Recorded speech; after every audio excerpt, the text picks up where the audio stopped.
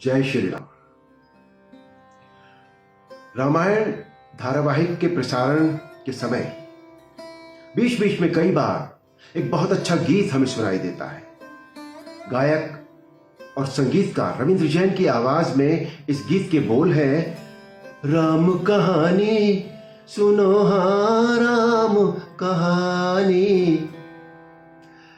रामायण केवल एक कहानी नहीं है बल्कि एक सोच है, और ये सोच हमारे देश के घर घर में हम सबने सुनी है, और ये सोच हमारे दिल और दिमागों में बस गई है। इस कहानी को बचपन से सुनकर हम बड़े हुए हैं। पीढ़ी दर पीढ़ी सदियों से रामायण के किरदारों ने हमारे दिलों में एक खास जगह बनाकर रखी हुई है, और उन्हीं किरदारों में एक किरदार था रावण। रावण जिसके बिना रामायण संभव नहीं है। वो इस कहानी का विलन है। उसका युद्ध हो रहा है हमारे आदर्श हीरो श्री राम के साथ। श्री राम के साथ जिसका युद्ध हो वो साधारण नहीं हो सकता। जी हां, रावण भी साधारण नहीं था। वो प्रकांड विद्वान ब्राह्मण था, लेकिन जन्म से कर्म से वो खलनायक था। उन दिनों हमारे हिंदी सिनेमा में एक बहुत बड़े अभिनेता थे जो एक बड़े खलनायक भी थे, श्री अमरीश पुरी। मेरे साथ साथ बहुत सारे लोगों का विचार यह था कि वो इस रोल के लिए बहुत सही है, वो इस रोल को बहुत अच्छा करेंगे, और ये बात रामानंद सागर जी तक भी पहुंच गई। और जब निर्माता निर्देशक श्री रामानंद सागर इस महान कहानी को लोगों के बीच में लेकर आए, तो इसके एक एक किरदार से सब लोग जुड़ते चले गए। क्योंकि जिस कहानी को बचपन से सुना था, रामायण देखकर ऐसा लगता था कि जैसे हम इन सबको बहुत करीब से जानते हैं।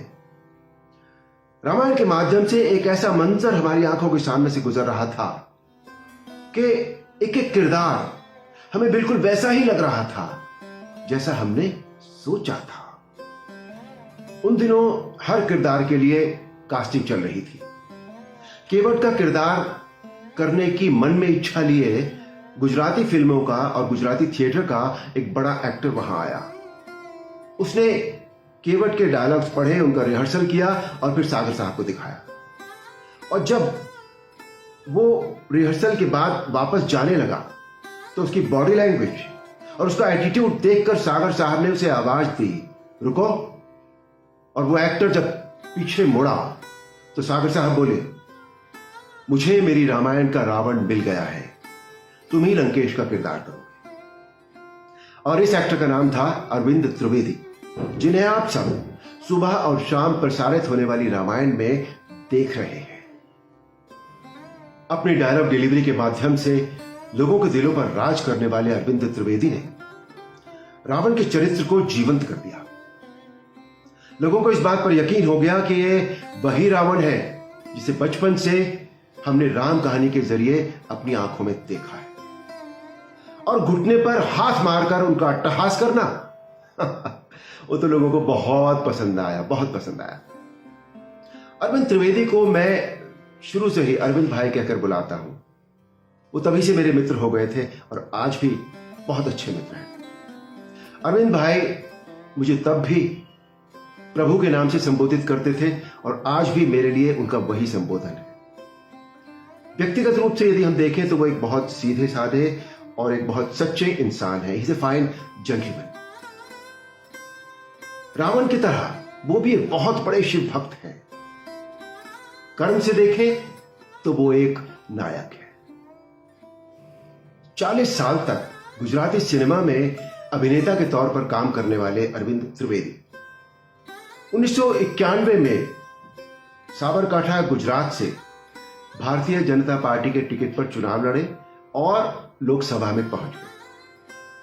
लेकिन नॉर्मली जैसा देखा गया है कि एक अभिनेता को राजनीति बहुत ज्यादा रास नहीं आती, वो फिर से अपने अभिनय के क्षेत्र में वापस आ गए। अपनी इस अभिनय यात्रा में श्री रामानंद सागर की रामायण में उन्होंने जो रावण का किरदार किया, जो अभिनय किया, उसने ऐसा इतिहास रच दिया है कि सदियों तक भी उसे भुलाया नहीं जा सकेगा। अरविंद भाई, आपके लिए मेरी बहुत बहुत बहुत बहुत शुभकामनाएं। जय श्री राम।